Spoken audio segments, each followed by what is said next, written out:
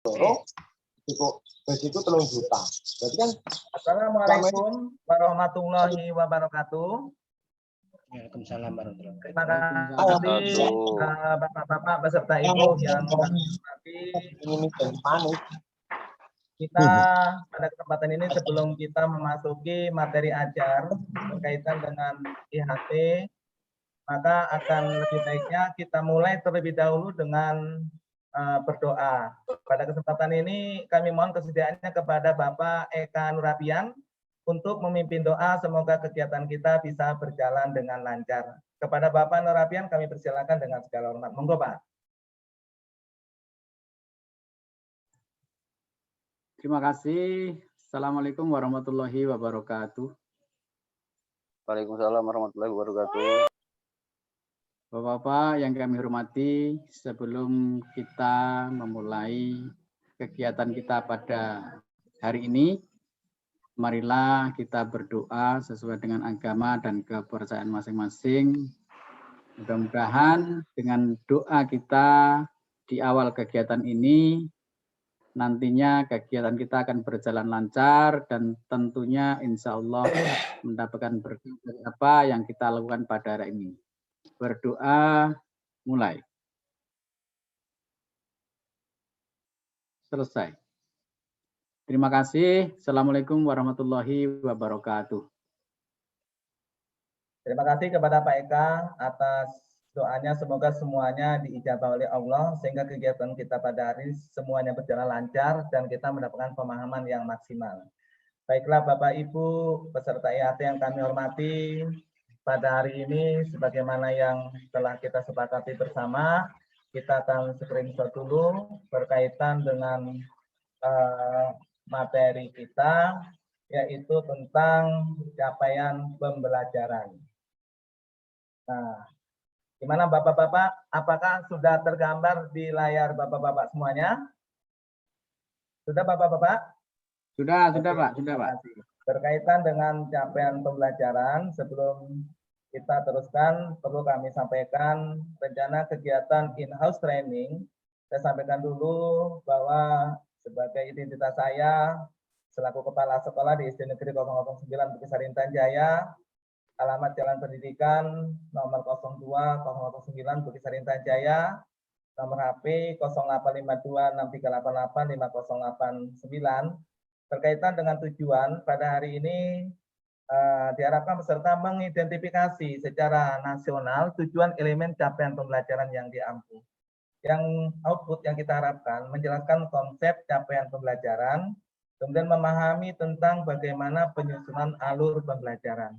Alur sesi yang sudah kita laksanakan yaitu pembukaan, orientasi, perkenalan kegiatan inti, penutup peserta, diperkirakan ada sekitar 8 orang pada hari ini.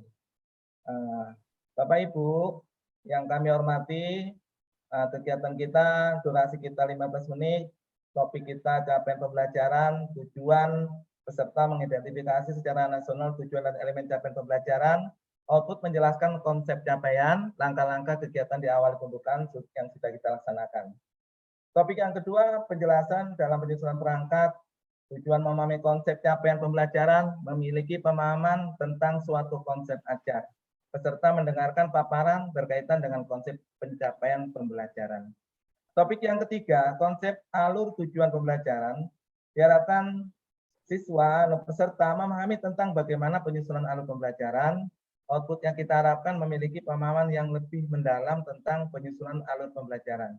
Kegiatan diskusi kelas tentang materi ajar, konsep penyusunan alur, dan memberikan contoh-contoh konkret tentang alur pembelajaran, refleksi, dan penutup.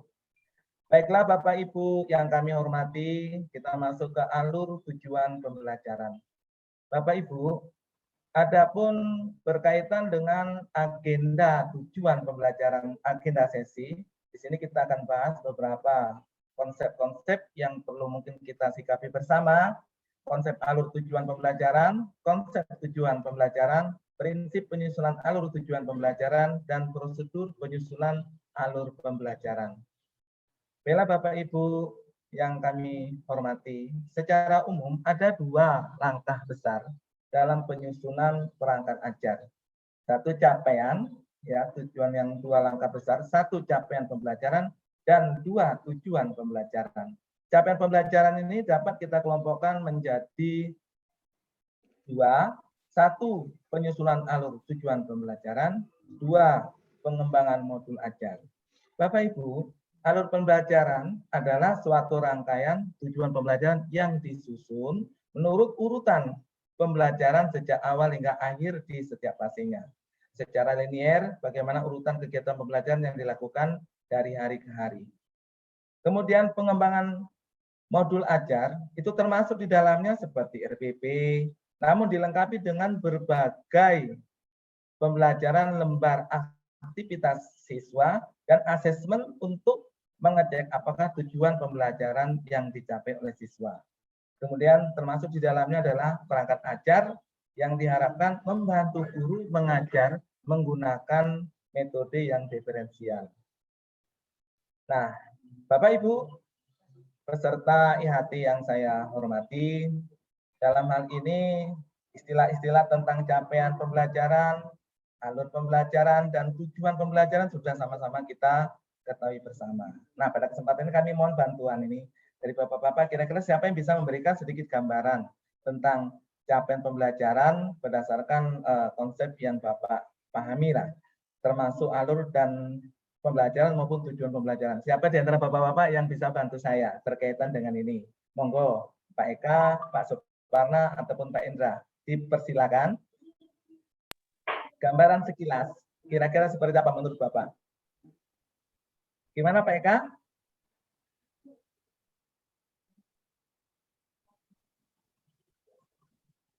Saya kesempatan dulu sama Pak Suparna dulu, coba Pak. Ya. Eh, Menurut pandangan Bapak?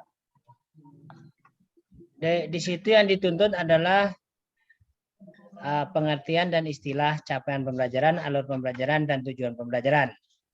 Iya. Capaian pembelajaran itu kalau menurut saya kompetensi apa yang diinginkan, yang ingin dicapai dalam proses pembelajaran tersebut. Secara dasarnya itu.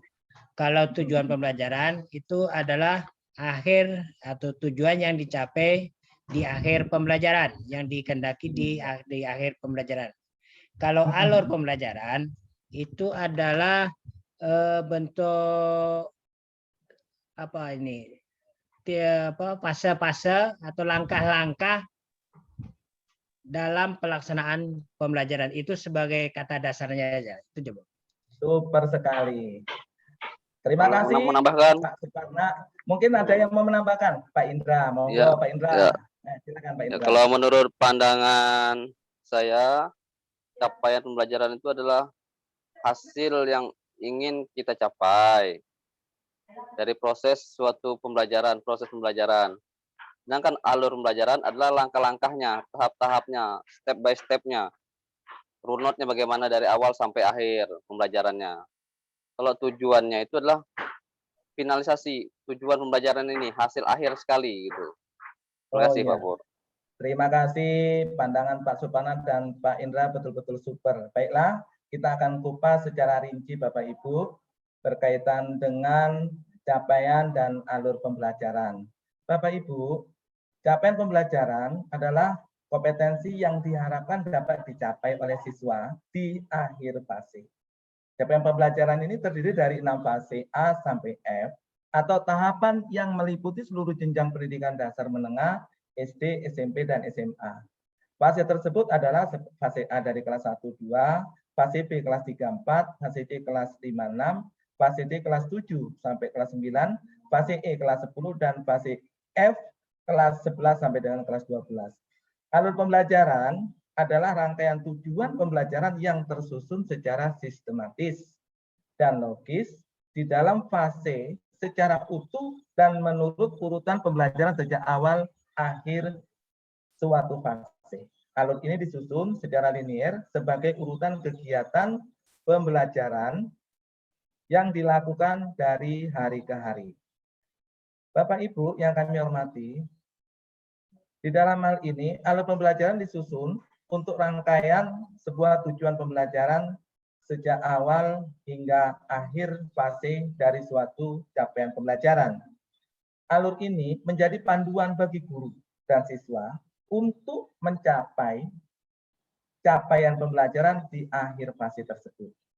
Tujuan pembelajaran disusun secara kronologis berdasarkan urutan pembelajaran dari waktu ke waktu. Sampai di sini bisa dipahami Bapak Ibu? Bisa dipahami Pak ya? Ya, bisa, Oke, bisa, kita bisa. teruskan.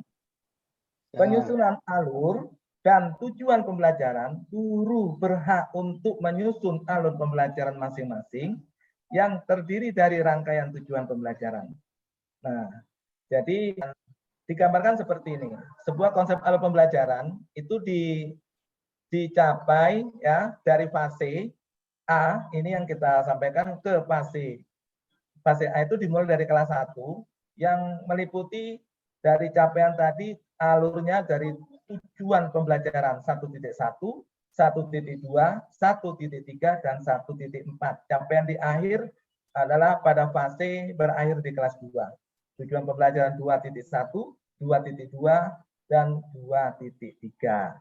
Oke Bapak Ibu, kita lanjutkan Bapak Ibu. Nah, ini adalah merupakan sebuah contoh alur tujuan pembelajaran. Tujuan pembelajaran didapat dari sebuah capaian pembelajaran.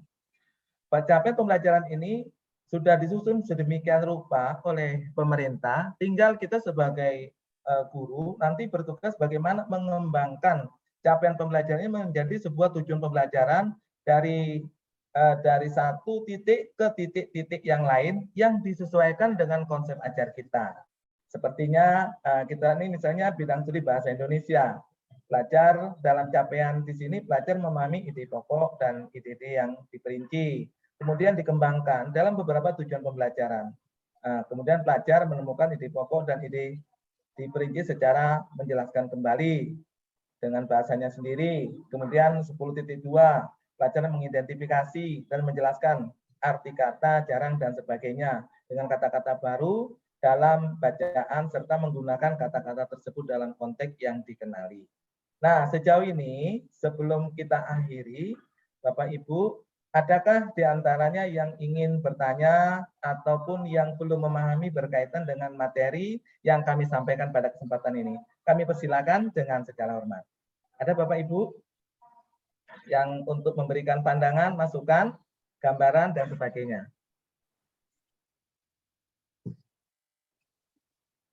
Oke, ada Pak Eka? Pak Indra? Pas, Pak. Pas Pak ya? Pak Suparna mungkin ada yang mau menambahkan, mungkin Itu Pak Eka mau tanya. Pak Eka. Ya. Pas, Monggo. Pak, pas. Pas, Pak Eka, pas. Pak Suparna, silakan Pak. Ini secara ini aja, saya cuma ingin minta tolong kasih tips cara perumusan capaian pembelajaran yang sederhana itu bagaimana tipsnya? Ini sebuah tipsnya Pak, ini sekedar sebuah gambaran Pak Suparna ya, ini sebatas kemampuan. Pertama tipsnya, kita tentu harus memahami secara dalam atau secara detail maksud dari capaian sebuah pembelajaran.